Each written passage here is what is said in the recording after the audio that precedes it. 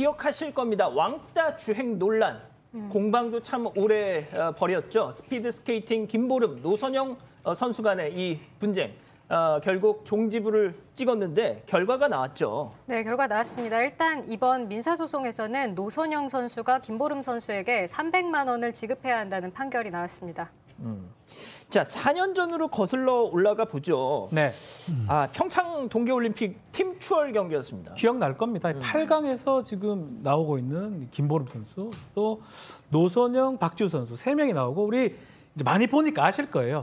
마지막 팀에서 마지막 선수가 들어가는 걸 기점으로 추월은 이 결정이 나는데 사실은 이 노선영 선수가 많이 처졌던 것 같고요. 처져가지고 결국은 졌습니다. 8강에서 떨어지고 4강에 올라가지 못했는데 이제 문제는 경기 이후에 이제 이 김보름 선수의 인터뷰가 조금 문제가 됐었습니다.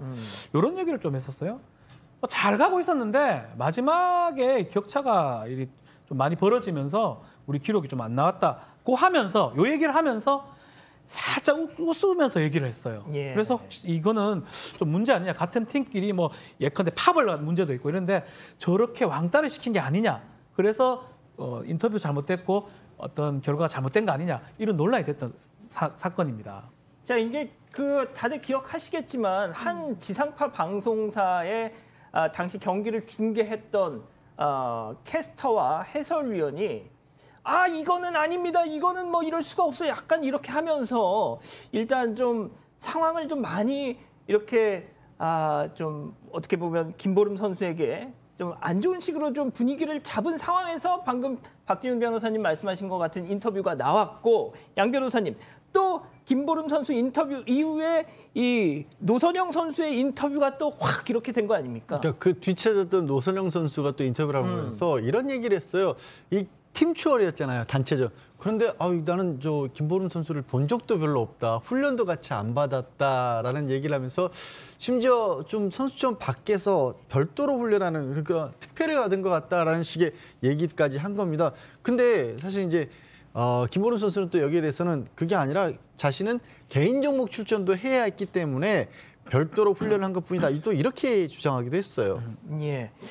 자, 그런데 1년 뒤에 정말 그래서 김보름 선수에 대한 정말 비판이 정말 많았죠. 그런데 1년 뒤 김보름 선수가 괴롭힘을 당한 건 나였다. 내가 피해자였다. 이렇게 입을 열었었죠. 그 육성 잠깐 보고 가시죠. 스케이트를 타는 도중은 물론이고 숙소에서 그리고 밥을 먹는 식당에서도 스케이트장 라커룸에서도 때와 장소를 가리지 않고 폭언들을 많이 들었던 것 같아요. 주먹을 들어서 때리는 신용까지도 했었고 사람이 듣기 힘든 그런 언어폭력들이 대부분이었어요. 시합 전날에도 컨디션 조절을 제대로 하지 못하게 밤에 방으로 불러서 몇 시간이고 폭언을 했었고 시합이 없었던 훈련 기간에도 하루에도 여러 번씩 또 그랬던 것 같아요. 자, 일단 오랜 시간 괴롭힘을 당했었다 이런 주장이었었습니다. 네, 지금 이제 바로 저때가 이제 그 평창 그 경기가 끝나고 난 이후에 1년이 지난 2019년에 이제 얘기를 했는데 사실 왕따 어떤 그런 것을 내가 한 것이 아니라 오히려 나는 그동안에 그 선수촌에 입촌을 했었던 2010년부터 2018년, 즉 평창 올림픽이 열린 때까지 한 8, 9년 동안 자기는 오히려 지속적인 괴롭힘을 당했다. 훈련 방해라든가 폭언이라든가 이런 것이 있었다라고 이제 얘기를 했었고요.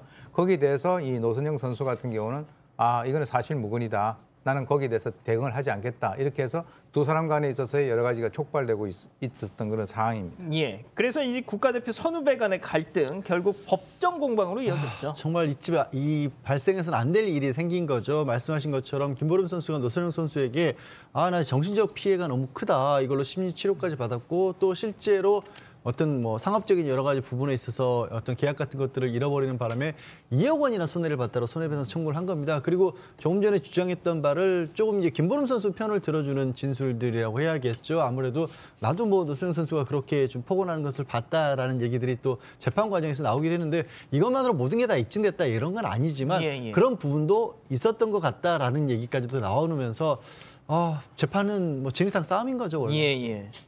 자, 그럼 이번 사건 체크포인트 짚어보죠. 왕따 주행 아니었다. 그렇죠. 자, 저런 법원의 판단이 나왔던 겁니까? 자, 일단은 이 좀 거액의 손해배상 청구를 했는데 손해배상을 하려면 불법행위가 있어야 됩니다. 이 불법행위. 이 원고가 김보름 선수고 피고가 노선영 선배인데 이 재판부 입장에서는 그런 어떤 폭언이나 폭언, 욕설한 사실을 인정을 했습니다. 그 시점은 2017년 11월부터 12월 사이에 뭐 욕한 사실은 인정됐고, 근데 이제 그게 2020년 11월 달에 소송 제기를 했기 때문에 안날로부터 3년이거든요. 나머지 전에 했던 거는 소멸시효 같은 게 지났기 때문에 확인할 수가 없다라고 하고요. 다만 이제 명예훼손했다는 이 부분은 인정을 하지 않았습니다. 이 부분이 인정이 돼가지고 위자료로 300만 원을 지급하라고 법원은 판단을 했습니다.